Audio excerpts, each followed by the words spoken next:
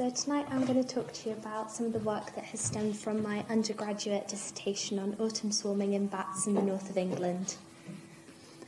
So first of all, what is autumn swarming? So it's a multi-species phenomenon and it's an annual occurrence in temperate regions in the northern hemisphere, and it occurs from the beginning of August to the beginning of November, and it involves a frenzied in-flight chasing behaviour in and around underground sites.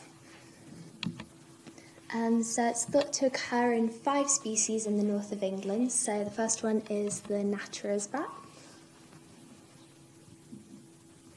And I don't have a video of the Dorbenton's bat, but also occurs with Dorbentons. And also in whiskered and brants, so you can only tell these species apart by looking at their teeth and also their DNA. So I'm not sure what we decided this one was in the end, but it's either a whiskered or a brants. And as you can tell, this one wasn't too keen to leave us just yet, so...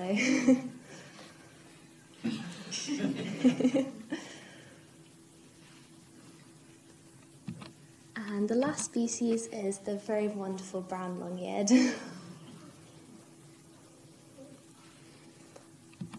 So why do bats swarm? Well, there are 3 different hypotheses, but they're not mutually exclusive. And the first one is that swarming has a predominantly mating function, so if you have lots of bats from a large catchment area coming together to one site, it's a good way to find a mate. And so you can kind of think about it a bit like clubbing in Newcastle on a Friday night, but the bat version. And then the second hypothesis is it's for hibernation, so bats have very strict temperature and environmental requirements to be able to hibernate properly. So they need to check out the sites that they normally go to just to make sure that those conditions are still in place and it's a good place to spend the winter. And the final hypothesis is the maternal guidance hypothesis. So this states that it's mother bats showing their young where to find good hibernacular and mating sites. However, there's very little evidence for this so far. So why is this important? So if we look at swarming as predominantly for mating and for hibernation, but mostly mating, bats actually, when they come out of hibernation in the spring, they normally tend to segregate into roosts of males and females. So the females will rear their young and they won't be competing with males for resources. And then some other species in the UK, so for example the brown long-eared, they'll tend to stick in roosts with their family groups.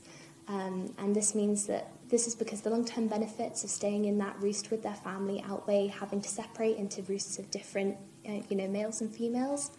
So either way, UK bats tend to be quite isolated, so swarming is a great way for bats to have gene flow and increase the genetic diversity of their populations.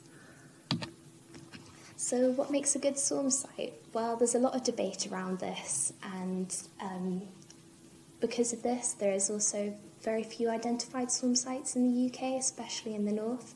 So there are only 3 known ones in Northumberland and Cumbria, so 2 in Cumbria and 1 in Northumberland. And swarm sites are typically thought to be underground, so some of you may have noticed that I put underground in inverted commas on my first slide. And this is because underground sites are quite sheltered, so bats will be able to swarm despite what the weather's like. And if you have a large entrance size, like you can see in this example here, so this is like a more classical swarm site, if you were. So it has a large entrance and multiple bats will be able to swarm in and out quite easily throughout the evening. So my study sites were the 3 in Northumberland and Cumbria that I mentioned earlier. So the first one is Tottergill Lime Kiln, and the second one is Forest Head Lime Kiln. So as you can see, these sites are very different to the first one that I showed you in Yorkshire. So you might not be able to tell from the photos, but these lime kiln arches only go back about 3 or 4 metres, so there isn't the chamber development that seems to be popular at other swarm sites for bats. And also you can see between these 2 images the habitats are quite different as well, which is interesting. And then my final swarm site was Harsendale Coal Mine in Northumberland, and so this site again is really unusual because it has a really small entrance size and it's also blocked by a fence. And then it's also located in quite a steep-sided valley as well. So we think that the bats may be using the valley to swarm because it's so sheltered, and as well as inside the mine. And that's what the interior looks like. So it is a bit more classical in terms of the interior of it. So my study objectives were to first confirm the study sites are used for autumn swarming by bats, and if so, to examine the pattern of swarming at each site and to see whether it is similar to other sites in the UK. So I was fairly certain that my sites were swarm sites. So the wonderful bat ecologist Tina Whiffen discovered these sites back in 2012, and she was kind enough to share them with me. And so we were certain that they were swarm sites, but because there's so much debate surrounding them, it's really important when you start a swarming study to just go back to basics and work out what the activity's like over a night, what the activity's like over the swarming season, so from August to the end of October, and also to work out what species are present, the sex ratios, the age ratios, and whether the bats are in breeding condition. And from this you can infer a lot about the purpose of swarming. And then my second objective was to determine what aspects of site structure and landscape level features make these sites suitable for swarming and establish any regional differences with other known northern sites. So this was like what I was mostly trying to find out, and if we can work this out, then it can help us identify new sites and better protect them. And in terms of site structure, I mean things like the size of the entrance, how long the chambers are inside, whether they've got streams running through them. And in terms of landscape level features, I mean what type of habitat these sites are in, how close they are to hedgerows and woodland or prime foraging sites. And so I used several different methods to try and work these things out. So the first thing I had to do was find some more sites. So 3 sites is a great start, but it's not enough to conduct a good statistical analysis. So I found another study that was done in 2008 by a group from Leeds University, and they studied 53 more classical swarm sites in Yorkshire. So I followed a similar methodology to them, and I added their sites to my dataset. So to be able to work out what aspects of site structure and landscape level features were important, which is something that this 2008 study didn't do, I found 3 spatial datasets derived from satellite data, and I worked this out for the Yorkshire sites and for my sites. And then you're probably wondering how you can tell if a swarm site and if it's a good site. So what kind of measures can you use to incorporate that into working out which features are important? And so one of the best ways of doing that is using bat detectors. So if you put a bat detector out at a site, you can work out how many calls there are, because bats are very social animals and swarming is a social phenomenon, so you'll have a huge volume of bat calls if it is a swarm site. So I put my bat detectors out from the 1st of August until the beginning of November, so I could get an idea of how the activity changed across a season and also how it changed across the night. And this meant that I had to go to my sites about once a week because the battery life of my detectors was 7 to 10 days, so I got to play the game of find the bat detector. This is very hidden. And another good way of finding out if a site is a swarm site or just good for bats in general is doing roost checks. So most swarming studies don't tend to look for this, but since I was going every week, it was a good opportunity to check. So roost check is when you just go into the site with a torch and have a peer in all the crevices to see if you can spot a bat. So hopefully you've all spotted this little natterer's bat hiding away in a lime kiln. And the final method I used was trapping. So I used 2 different trapping methods, and the first one was mist netting, which you can see here. So you're probably all familiar with this, but you've got 2 poles with a very fine net between it, and the bats get stuck in it, and then you can slowly untangle them very gently and carefully and pop them in a little cotton bag and take them back to your processing station. And then the other method I used was harp trapping. So again, you've got 2 poles, but this time they're parallel like this with strings going across them like a harp, and the bat will fly into it, bounce off and land in a little canvas pocket lined with plastic. And because the plastic is slippy, they can't climb up, so they're stuck in this pocket, and you can pick them out gently and pop them in a bag. And when you take them back to your processing station, processing normally takes about 5 minutes, so it's very quick, it doesn't harm the bats in any way. And we'll work out what species they are, we'll age them, we'll sex them, we'll weigh them, we'll measure their forearms, and if they're a species that's deemed to be swarming in the north of England, we'll put a ring on them, and then that way we can get an idea of site fidelity and also population levels as well. So it's a bit like bird ringing. All these rings have like a unique number on them, And it's a bit like the bat just wearing a bracelet. It goes on their forearm and it can move up and down, so it doesn't harm them in any way. And from all of this data, it can help you infer a lot about swarming. So from my roosting data and my trapping data, I was able to work out what species were present at my sites. So you'll be able to see that all of the species that I mentioned earlier were actually found at my sites, and these 3 sites were really important for particularly Natura's bats, but also some of our smaller, rarer and more vulnerable Myotis species, such as Myotis mysticinus, so that's the whiskered brants, and then the Myotis branti, so Brant's bat. And you'll also notice as well that we've got the 2 species of pipistrelle here as well, so soprano and common, which I didn't mention earlier, so this was quite an unexpected result for us. And when we were handling these bats, we found that they were overwhelmingly adult males in breeding condition, which suggests that they were there for swarming.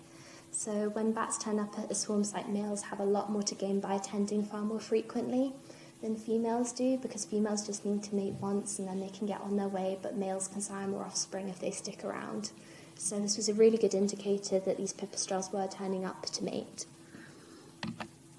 And then from my acoustic data, I was able to work out that activity peaked 1 or 2 hours after sunset, which was also an unusual result, as at other swarm sites, bats activity tends to peak between 4 to 5 hours after sunset. And this may not sound too significant, but it's because at other swarm sites it's thought that bats will turn up from quite a large catchment area of over 100 kilometres sometimes. But at my sites, I noticed that the calls 1 or 2 hours before sunset were predominantly pipistrelle calls. So I have a hypothesis that perhaps these bats are actually performing some kind of niche partitioning so that you can get more species using a site. So the pipistrelles are turning up, being party poopers, going to bed early, and then all the other species are turning up. And then for my second objective, I was able to use the acoustic data and pop it in a model to see what aspects of site structure and landscape features were important. And I found that really long chambers, wet chambers, and those that were closer to rivers and streams were the most important. And this may sound a tiny bit misleading, and I think that's because the majority of my sites were those more classical swarm sites from Yorkshire, so this is why the ones with longer chambers came out as important. Whereas I think the overall take-home of my study is that there are so many sites that we just don't know about, and because we've got such a small sample size, it's really hard to test actually how important they are. And then the final variable that came out as significant was land cover type, and again this was a bit misleading, so the most important land cover type was acid grassland, and this is because the 53 Yorkshire sites were all found in the Yorkshire Dales in the Yorkshire karst lime landscape. And of course these caves are going to be found at high elevations where the main habitat type is acid grassland, so it would be surprising to get any other land cover type coming out as really significant here. So these results have led me to realise that I need to gather more data from Northumberland and Cumbria, where we don't really have many natural caves, and I need to find a much wider breadth of sites. So I think lime kilns are really important and underestimated in terms of swarming, so next year I plan to go out and collect more data from lime kilns, so I'll be able to redo my analysis and work out really what features are important in terms of lime kilns, and also hopefully get a better feel for what landscape features are important. And then the second one was pipistrelles might swarm. So this is a fairly new kind of theory to the UK that pipistrelles might be using swarm sites as another mating strategy, because they're thought to mostly be leckers, and so this is where the males will find a roost box and they'll call out and they'll perform song flight around it and try and attract a little harem of females in. So this is quite different to swarming, so this was a really interesting result for us. And then my other conclusion was bats will be bats. So I'm sure many of you that have worked with bats here will know that bats just do whatever bats do. And the more you study them, the more you realise that there are just so many more questions and things to find out, which makes them such a joy to study, but also is slightly infuriating. And I also found more evidence that swarming sites might be good for hibernation as well. So on Christmas Eve last year, I went to Harsendale coal mine with Tina, and we found this little brown long-eared hibernating, which was an amazing Christmas present. And also, I'm currently looking at the impact of weather on swarming activity, so there's results to come from that. So I'm using my acoustic data and data from the Met Office, and hopefully I'll be able to get some more insights into how weather impacts swarming activity. And finally, I'd just like to say thank you to a few people. West, you'll watch this lovely video of a brown long-eared. So I'd like to say a huge thank you to Tina Whiffen, because without her none of this would have been possible. She found these swarm sites and she was kind enough to let me use so much of her data and stayed up until goodness knows what time in the morning trapping bats with me. And also thank you to Steve Westerberg, who works at the RSPB. He stayed up until, again, goodness knows what time in the morning trapping bats with us and being incredibly patient. And also thank you to the RSPB and the National Trust for letting me use the sites on their land to collect data. And I'd also like to say thank you to my field assistants, Ray Talbot, Bethany Patterson and Emma Hill, who came and helped me check the roosts for bats and also change my detectors over. And thank you to my supervisor team, Marion Pfeiffer and Jess Wood at Newcastle. They've been incredibly patient and helpful over the last year or so. And thank you to Amanda Thomas and Neil Thomas as well, who filmed that incredible thermal imagery video that we had earlier on in the talk. So thank you to all of them.